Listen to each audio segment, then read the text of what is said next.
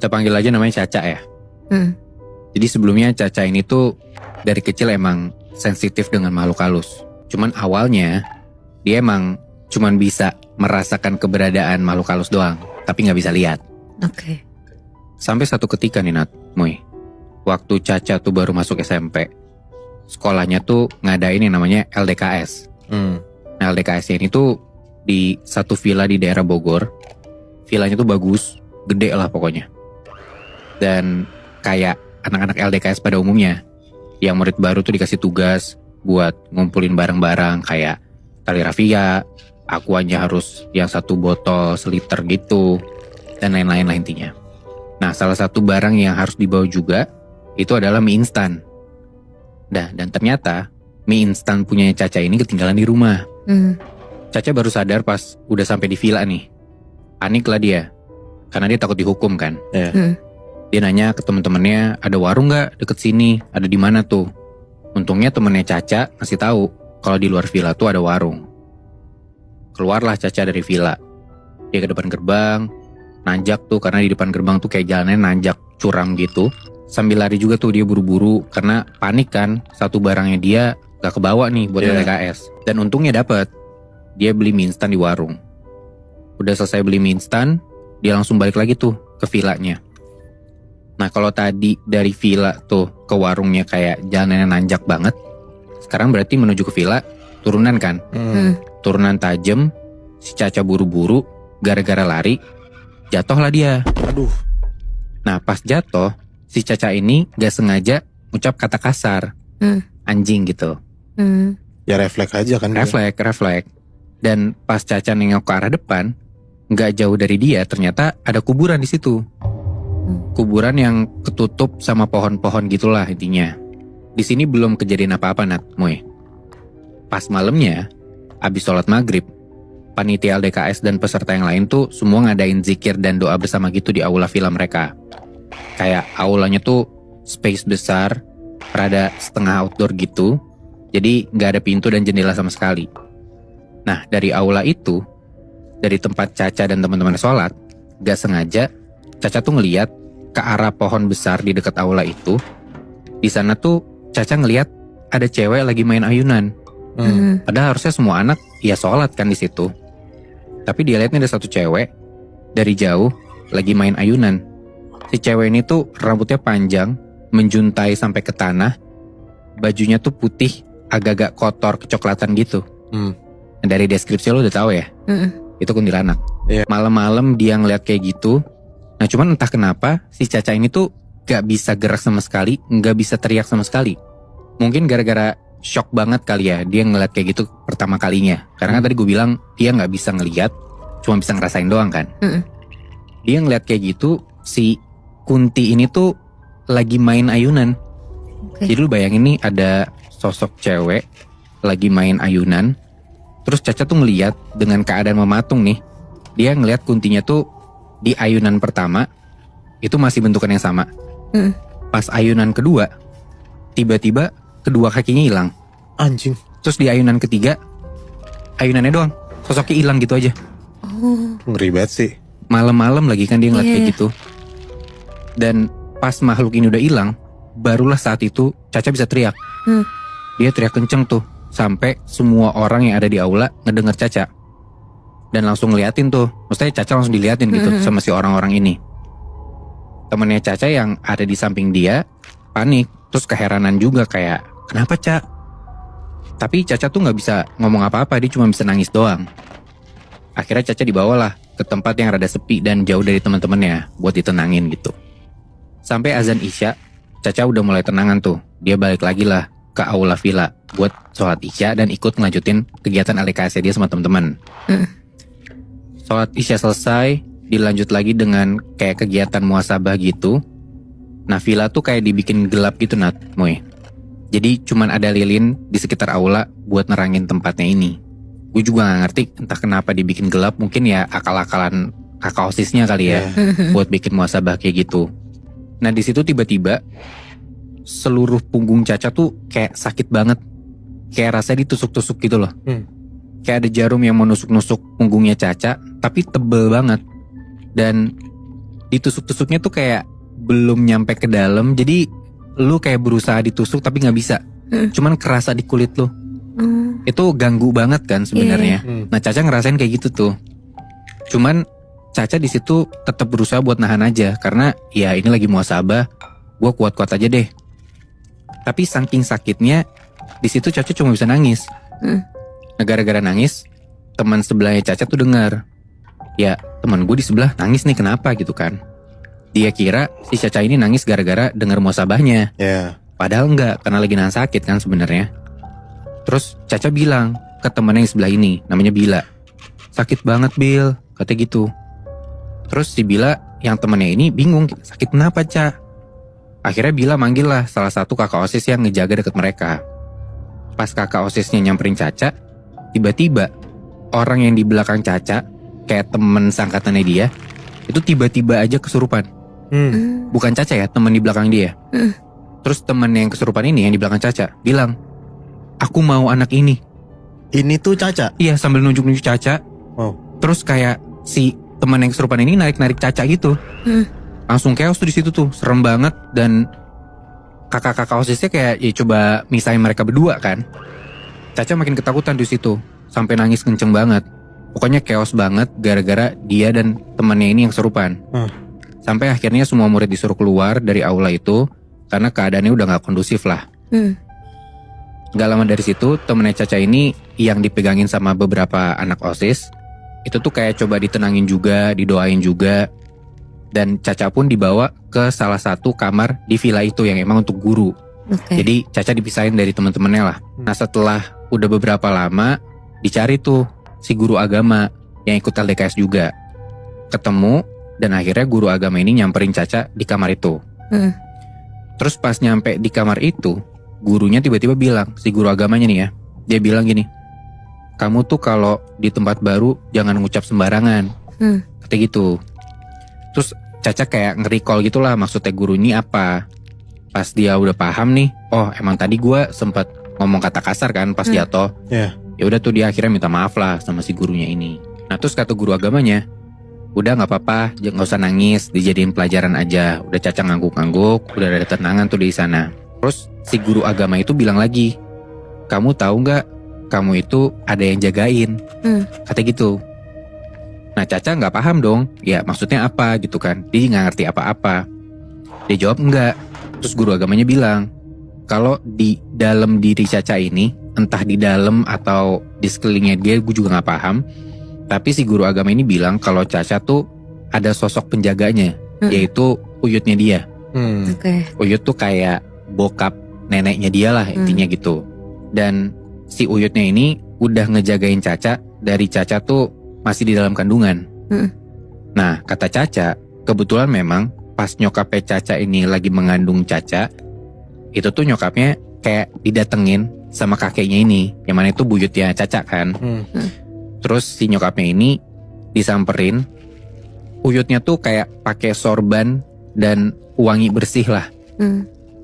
Nah udah tuh, setelah udah ada kejadian kayak gitu di malam LDKS itu, setelahnya di hari setelah itu, seminggu kemudian, selama seminggu setelah itu tuh si Caca bisa ngelihat sosok-sosok aneh. Dari yang tadinya nggak bisa ngeliat sama sekali ya, seminggu setelahnya bisa ngeliat sosok kayak gitu. Berarti karena dia habis pulang dari LDKS itu? Gara-gara kejadian kejadian itu ya, akhirnya dia bisa ngelihat sosok-sosok aneh.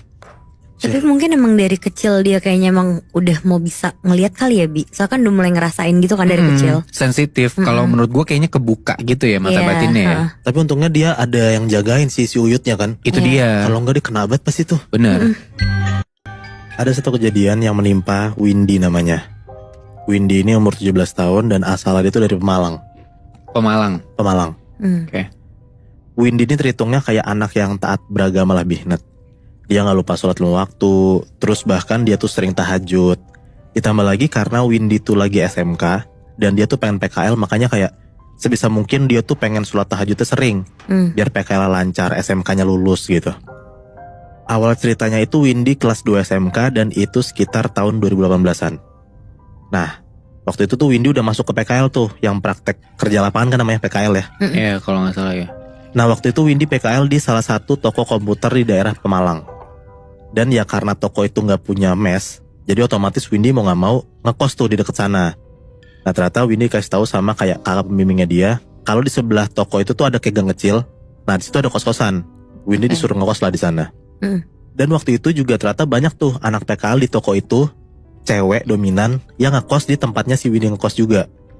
Jadi kayak kosannya itu ada 2 lantai, dan itu tuh nyambung juga sama kayak rumah penjaga kosannya lah, yang jaga tuh kayak nenek-nenek gitu Bi. Di samping kosannya itu di bangunannya ya, sampingnya ada kebun pisang, sebelahnya lagi tuh ada kayak rumah walet gitu, yang kayak ada pekarangannya luas tapi kosong. Total di kosan itu ada 5 kamar, yang 2 di atas, yang 3 di bawah. Dan di lantai 2 itu, kalau misal lo naik tangga itu ada kamar mandi langsung. Nah di sebelah kamar mandinya itu ada kayak musola, tapi dibuatnya tuh dari triplek. Jadi kayak musola-musolaan gitu lah. Awal Windy ngekos itu gak ada kejadian sama sekali Bi. Nah, lancar-lancar aja, aman-aman aja. Tapi ada satu hal yang pernah Windy alamin waktu pas dia lagi sholat isya. Dan sholatnya di atas tuh di musola itu yang gue bilang. Posisi musola kan di atas tuh dan cuma dibuat dari triplek. Pas Windy lagi sholat, dia tuh kayak nyium bau anyir tapi gak tahu arahnya dari mana. Dia tetap sholat, dia tetap fokus, dan mungkin dia mikirnya kayak mungkin cuma bangkai tikus. Yang penting kan gak ganggu gua gitu. Nah makin lama baunya tuh makin nyenget, dan ternyata bau anyirnya itu tuh kayak bau darah Bi. Nah, mau gak mau dia tetap sholat dan dia coba buat nyuekin aja tuh. Nah terus singkat cerita, pas udah masuk bulan Januari, satu persatu tuh anak-anak yang ngekos di sana pada pulang ke rumahnya. Ada yang udah beres PKL, ada yang lagi libur, pokoknya udah lumayan sepi lah kosannya itu. Salah satu anak PKL yang ngekos di kamar atas itu udah pulang kampung. Dan yang di atas cuman sisa 1 kamar. Jadi kayak satu tuh kosong gitu. Nah yang sisa itu dari anak Purbalingga lah kotanya tuh. FYI si Windy ini ngekos sama namanya Mbak Mary. Dia tuh kerja di salah satu toko mainan di dekat tempat PKL itu. Nah di kosan itu ada 3 kamar yang di bawah. Yang di bawah itu kamar Windy sama Mbak Mary. Jadi 1 kamar berdua. Ada juga kamar sebelahnya itu anak PKL dari Petarukan. Dan satu lagi ngekos juga anak SMK juga tuh. Jadi kayak di situ tuh sisanya ada 3-5 orangan lah. Nah di sini nih mulai kejanggalannya. Tempat kosannya itu tuh susah banget sinyal. Jadi kalau misal lo pengen main HP harus ke atas. Nah Windy ini kan kamarnya di bawah. Jadi kalau misalnya dia tuh lagi gak bisa tidur, lagi insomnia, terus jam 2 jam 3, ya kan yang mau kita lakuin ya cuman main HP doang kan. Scrollin orang gabut kan. Nah tapi Windy tuh gak bisa tidur. Mau gak mau dia kalau misalnya main HP harus naik ke atas. Naiklah dia, sekalian dia sholat tahajud niatnya. Sekitar jam 2 jam 3 pagi. Nah Windy itu naik ke atas ditemenin sama Nisa namanya. Itu tuh anak SMK dari Petarukan yang lagi main HP juga di ruang bawah. Nah pas lagi main HP, si Nisa tuh bilang tuh, kan lagi melintas tuh si Windy. Nisa bilang kayak, "Kak kuotaku habis, boleh gak nebeng hotspot?" Nah Windy bilang, "Bisa, cuman ya mau gak mau kita harus ke atas. Karena kan di bawah gak ada sinyal." Nah si Nisa tuh bilang kayak, "Ya udah ayo ke atas, kalian kayak aku mau ngabarin cowokku," kata si Nisa. Naiklah nih si Windy sama Nisa naik ke atas. Si Nisa pakai hotspotnya Windy sholat. Nah pas Windy lagi sholat itu gak lama kemudian Nisa pulang. Nisa turun gitu ke kamarnya. Oke. Si Windy ya sendiri dong di atas. Pas Windy lagi sholat nih, lagi fokus sholat, tiba-tiba dia tuh denger ada kayak suara gayung jatuh, brak gitu. Jatuhnya di kamar mandi yang sebelahnya musola itu. Iya. Udah tuh dia lagi sholat, dia tetap fokus. Gak gitu lama tiba-tiba ada lagi suara gayung jatuh Binat, brak gitu. Dan itu tuh ada air berasanya. Dan Windy tuh sadar banget kalau di kamar mandi sebelahnya dia itu gak ada orang sama sekali. Dan dia tuh gak salah denger sama sekali. Kayak bener gue yakin ada gayung jatuh di kamar mandi sebelah gue gitu. Ya karena jam 2 jam 3 juga siapa yang kamar mandi kan? Iya. Pun juga kalau ada orang kan dia pasti kedengeran tuh. Ada yang naik, ada yang tutup pintu gitu kan. Ada langkah kakinya sebelum si gayung itu jatuh lah ya. Iya bener. Terus pas Windy lagi sholat, tiba-tiba dia denger ada kayak orang yang lagi ngegaruk tripleknya dia Nat. Kan cuma pakai triplek tuh. Nah Windy tuh denger jelas banget kayak ada suara kayak gitu. Dan itu tuh persis banget di sebelah dia. Di tripleknya itu, musola itu. Awalnya suaranya kecil, dia gak peduli, dia tetap sholat. Lama-lama suaranya kenceng. Ya makin deg-degan dong, kayak gue lagi sholat digangguin. Ini fix banget ini bukan orang. Ini setan gitu yang gangguin gue. Sholatnya gak fokus. Lama-lama dia udah cepetin sholat tuh karena udah macam-macam pikirannya kan. Udah ada tahiyat akhir, dia lagi assalamualaikum ke kanan. Nah pas dia lagi nengok ke kiri, dia ngeliat di belakang dia ada sosok cewek Bihnat lagi ngikut sholat juga, mukanya hancur, Aduh. pakai mukena. Dia panik banget, beres sholat, dia langsung mau beres, dan pikiran dia tuh dia harus ke tempat terdekat lah dari si lantai 2 itu. Dia kepikiran buat ke kamar temennya lantai 2. Dia beres, langsung kamarnya temennya lantai 2, dia gedor-gedor, nggak nyaut Bihnat. Mungkin temennya lagi tidur ya, karena kan itu udah tengah malam tuh. Iya. Nah mau gak mau dia harus turun ke bawah dong, ke kamarnya dia lah atau kamar teman yang satu lagi. Tapi kalau lo mau turun ke bawah, lo tuh harus ngelewatin si musola itu lagi. Tadi kan si Windy ngeliat tuh kalau ada sosok cewek di belakang dia di musola itu kan. Mau gak mau dia ngeberanin diri tuh buat ngelewatin si musola itu buat turun ke bawah. Pas dia coba turun ke bawah dan dia nengok ke musola itu, ternyata kosong. Udah hilang tuh sosoknya. Dia turun ke bawah dan dia langsung gedor-gedor pintu temennya. Nah FYI temennya Windy, si roommate-nya Windy ini, ada namanya tuh Mbak Mary. Dia tuh lagi gak pulang Bihnat. Ya mau gak mau dia harus tidur di kamar temennya dong, karena dia takut tuh sendirian. Pas banget di malam itu temennya nggak pulang. Iya, roommate-nya ya. Iya. Nah tapi untungnya pas dia gedor-gedor kamar teman lantai 1 si Nisa ini, dia belum tidur. Nah jadi di malam itu dia tidur sama temannya lah si Nisa ini. Oh, yang tadi sama dia. Iya. Oke. Udahlah singkat cerita, di bulan Februari itu teman-teman SMK-nya si Windy yang dari sekolah-sekolah lain itu tuh PKL udah beres. Ya pasti ya makin kosong dong kosannya, gak ada orang lagi kan. Ada yang masih 2 bulan lagi, ada yang masih 3 bulan lagi. Pokoknya si Windy ini yang paling lama PKL-nya. Dia cuma sisa sama Mbak Mary sama Ernie. Jadi tinggal bertiga doang tuh di kosan. Dan si Ernie ini minta gabung ngekos sama si mereka berdua. Jadi sekamar bertiga tuh. Akhirnya mereka bertiga sekamar. Awalnya gak ada apa-apa, cuman mereka bertiga tuh sering kayak dengar ada suara, dengar kayak ada suara cewek, ada barang gerak, tapi kayak merinding-merinding doang. Karena kan mereka bertiga ini kan, jadi kayak mereka nggak hirauin lah. Ya masih ada rasa-rasa aman juga lah ya. Iya. Dan sampai ada satu kejadian, ini bener-bener diinget banget sama Windy Bihnat. Jadi di hari itu Windy tuh PKL dari siang sampai malam dan pulangnya sekitar jam 9-an. Nah pas Windy pulang, Windy ternyata dapat WA dari Mbak Mary kalau Mbak Mary nggak pulang ke kosan. Oke. Dia pulang ke rumah pacarnya lah katanya. Ya udah si Windy mikir ya kan masih ada si Ernie. Dia coba nelpon Ernie, pas ditelepon Ernie bilang kalau misalnya dia juga nggak pulang ke kosan. Jadi intinya dia tuh di kosan mau nggak mau sendirian lah di malam itu. Si Windy. Awalnya kayak Windy tuh mikir, aduh gimana dia sendirian, tapi mau nggak mau ya dia harus pulang ke kosan dong. Dan ini tuh malam Jumat Nah karena Windy masih ketakutan, dia masih inget banget ada kejadian di bulan lalu. Dia tuh akhirnya coba nyamperin si penjaga kosannya itu yang si nenek-nenek itu. Nah tapi pas disamperin pun juga nenek-nenek itu ya gak ngobrol sama sekali, kayak cuek aja. Jadi si Windy ngerasa kayak, duh ada gak ada dia juga percuma lagi, gue tetap takut gitu. Iya. Ya, emang gak ada solusi lagi. Iya. Ya udahlah akhirnya Windy mau gak mau di kosan itu tuh sendirian malam-malam. Sekitar jam 10-an Windy tuh nyobalah buat ngeberanin sholat naik ke atas. Nah Windy tuh denger lah pas dia lagi naik ke atas lagi sholat, dia denger lagi tuh kayak kejadian di bulan lalu. Ada suara triplek digaru-garu kayak itu 3 kali. Dan gak pakai pikir panjang karena dia udah pernah ngerasain itu pertama kali yang bulan lalu. Langsung tuh dia buru-buru turun ke bawah. Windy masuk ke kamar dan dia mikir ya udahlah gue coba beresin sholat gue di kamar gue aja sendiri. Nah tapi pas masuk ke kamar dan Windy sholat, ternyata Windy masih diganggu Bihnat. Gimana? Gak cuma di lantai atas doang. Windy tuh denger pas dia lagi sholat ada kayak suara hentakan kaki dari lantai atas, kayak tuk tuk tuk tuk tuk tuk gitu.